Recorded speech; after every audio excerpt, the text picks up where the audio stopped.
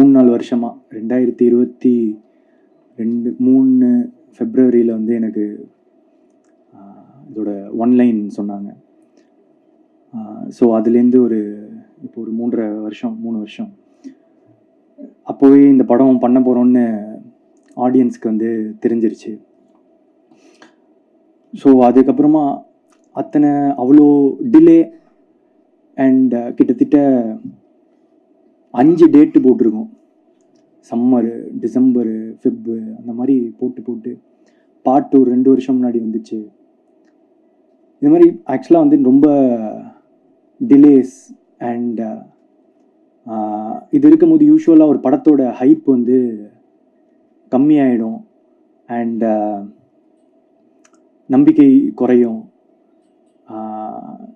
இது எல்லாமே இந்த டீமுக்கும் அஃபெக்ட் பண்ணும். ஜென்ரலாக எந்த படம் வந்து அந்த டிலேஸ்குள்ளே போனாலும் அந்த மாதிரி தான் ஆக்சுவலாக வந்து எனக்குமே வந்து ஐயோ இது இவ்வளோ டிலே ஆகுது, எப்படி ஓப்பன் ஆகும், எப்படி இதை ரிசீவ் பண்ணுவாங்க அப்படின்றது இருந்துகிட்டே இருந்துச்சு. ஆனால் இது ஓப்பன் ஆன விதம் எல்லாருக்குமே ரொம்ப சர்ப்ரைசிங்காக இருந்துச்சு. ரொம்ப பெருசாக ஓப்பன் ஆச்சு. நிறைய லவ் கிடைச்சதுக்கு நான் இந்த லவ் வந்து எக்ஸ்பெக்ட் பண்ணல. ரொம்ப சந்தோஷமாக இருக்குங்க. இந்த தடங்கல்கள் இதெல்லாம் தாண்டியும் திடீர்னு இந்த ஓப்பனிங் வந்து பார்க்கும்போது மக்களுக்கு உங்கள் அன்புக்கு மிகப்பெரிய நன்றி. Thank you so much. அண்ட் என்னோட காஸ்ட் அண்ட் க்ரூ, என்னோட டிரெக்டர், என்னோட ப்ரொடியூசர்ஸ்க்கு என்னோட நன்றி.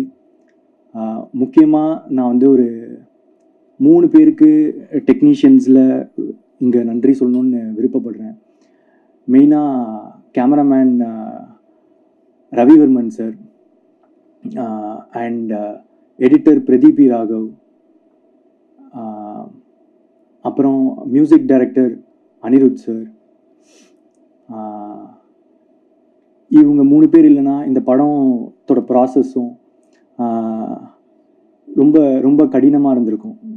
இவங்க இல்லாமல் என்னால் இந்த படத்தை இமேஜின் பண்ண முடியல. அவங்க கொடுத்த விஷுவல்ஸாக இருக்கட்டும், மியூசிக்காக இருக்கட்டும், எடிட்டாக இருக்கட்டும், அவங்க டைரக்டரோட ஒர்க் பண்ண விதம் எல்லாமே சேர்ந்து இருந்ததுக்கு இந்த டைமில் நான் வந்து அவங்களுக்கு நன்றி சொல்லியே ஆகணும். நான் படம் பார்த்துட்டு 3 பேருக்குமே பர்சனலாக கால் பண்ணி என்னோட நன்றிகளை தெரிவித்தேன். ஏன்னா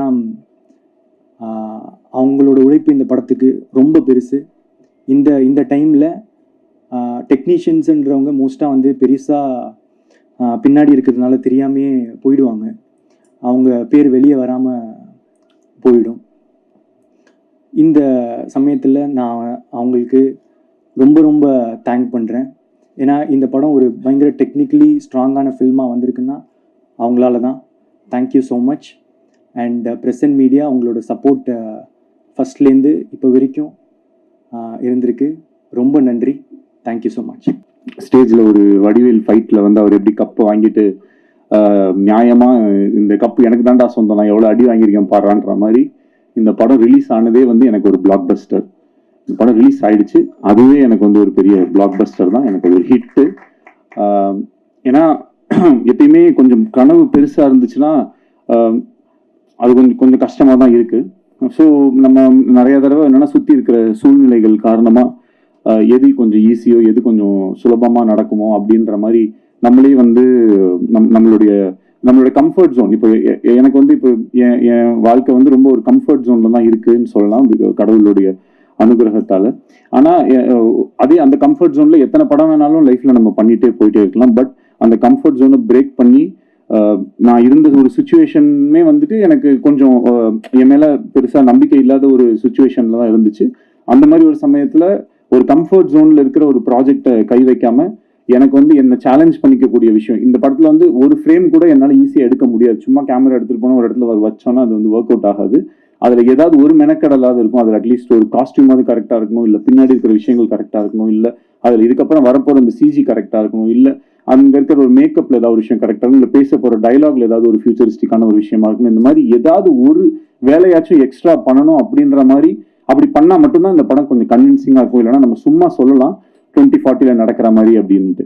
அப்புறம் இப்போ இந்த ஃபிலிம் ரிலீஸ் ஆச்சு. ரிலீஸ் ஆகும்போது நிறைய நல்ல ரிவ்யூஸ், நிறைய பாசிட்டிவான ஃபீட்பேக்ஸ், நிறைய பாராட்டுகள் அதெல்லாம் இருக்கிற அதே சமயத்துல சில பேருக்கு வந்து இந்த ஃபிலிம் வந்து கொஞ்சம் ஸ்லோவா இருக்கு, கொஞ்சம் லேகா இருக்கு, இந்த மாதிரி சில விஷயங்களுமே வந்து நான் பார்க்க தான் செய்யறேன்.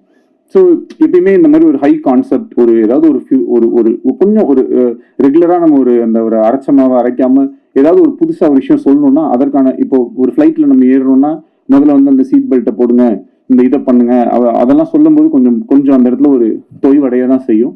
பட் அந்த ரூல்ஸ் எல்லாம் தெரிஞ்சதுனா தான் அதுக்கப்புறம் இருக்கக்கூடிய விஷயங்கள் இருக்கும். ஸோ படத்துல சில இடங்கள்ல சில காட்சிகள்ல வந்துட்டு கொஞ்சம் மெதுவாகவோ இல்லை கொஞ்சம் புரிய வைக்கிறதுக்காக, ஏன்னா ஒரு திரைப்படம்ன்றது வெறும் கொஞ்சம் பேர் மட்டும் பார்க்கக்கூடிய விஷயம் இல்லை. அது எல்லா ஏஜ் குரூப்ஸ், எல்லா விதமான மக்களுமே வந்து பார்ப்பாங்க. அப்ப அவங்க எல்லாருக்குமே வந்து அந்த விஷயத்தை நம்ம எப்படி கடத்துறோம் அப்படின்றதுக்காக எல்லாத்து மேலேயுமே நம்ம வந்து கொஞ்சம் டீட்டெயில் பண்ண வேண்டிய ஒரு கட்டாயம் இருக்கு. ஸோ அப்படி இருக்கும்போது ஓவராலா அந்த ஒரு ஃபில்மை நம்ம பேஸ் பண்ற விதமாகட்டும், சில விஷயங்களை நம்ம சொல்ற விதமாகட்டும், அதுக்கெல்லாம் வந்து நம்ம கொஞ்சம் எடுத்துப்போம். ஸோ அதை வந்து நான் ஒரு கன்ஸ்ட்ரக்டிவ் கிரிட்டிசிசமா எடுத்திருக்கேன். அண்ட் அதை பார்க்கும்போது எனக்கும் சில விஷயங்கள் வந்து புரிஞ்சுது. பட் ஹேவிங் செட் இதில் இவ்வளவு விஷயங்கள் இருந்தாலும் தியேட்டர்ல போய் இந்த படத்தை பார்க்கும்போது நான் நினைச்சது வந்து ஒரு காதல் கதை. ஆனா பொதுவாகவே எப்பயுமே காதல் படங்கள்னா அது ஒரு மாதிரி ஒரு தன்மையிலேயே போயிட்டே இருக்கும். பட் படம் ஃபினிஷ் ஆகும்போது வந்து அது எப்பயுமே ஒரு மெலோ டிராமாவா, ஒன்று ஹீரோயின் வந்து இதுல ஏர்போர்ட் போயிடுவாங்க, இல்லை ட்ரெயின்ல ஏற போயிடுவாங்க, இல்லைன்னா ஏதாவது ஒரு சேஸ், இந்த மாதிரி ஒரு ரெகுலர் ஏரியாஸ்ல இல்லாம அதை வந்து ஒரு கமர்ஷியல் ஹீரோ வில்லன் ஃபிலிமுக்கு இருக்கக்கூடிய சில ஹை பாயிண்ட்ஸ் ஏதாவது ஒன்று கிரியேட் பண்ண முடியுமா அப்படின்ற ஒரு எக்ஸ்பெரிமெண்ட் ட்ரை பண்ணி தான் இந்த படத்துல வந்து அதை வந்து முயற்சி செஞ்சோம். இப்போ அது கடைசியில தியேட்டர்ல வரும்போது அந்த இடத்துல கிளாப்ஸோ அந்த இடத்துல வந்து ஒரு அப்ரிசியேஷன் வரும்போது பார்க்கறதுக்கு ரொம்ப நிறைவாகவும் சந்தோஷமாகவும், ஒரு ரைட்டரா நம்ம ஏதோ ஒரு விஷயம் ட்ரை பண்ணோம், அந்த ட்ரை பண்ணது ஒரு 1000 பேர் இருக்கக்கூடிய தியேட்டர்ல அட்லீஸ்ட் ஒரு குறிப்பிட்ட நம்பர் ஆஃப் பீப்புளுக்காச்சும் அது வந்து ஒர்க் ஆகுது அப்படின்றது நினைக்கும் போது நம்மளுடைய வேலை மேல நமக்கு இருக்கிற ஒரு நம்பிக்கை இன்னும் அதிகரிக்குது. அதுக்கு வந்து மிகப்பெரிய நன்றி டு த ஆடியன்ஸ்.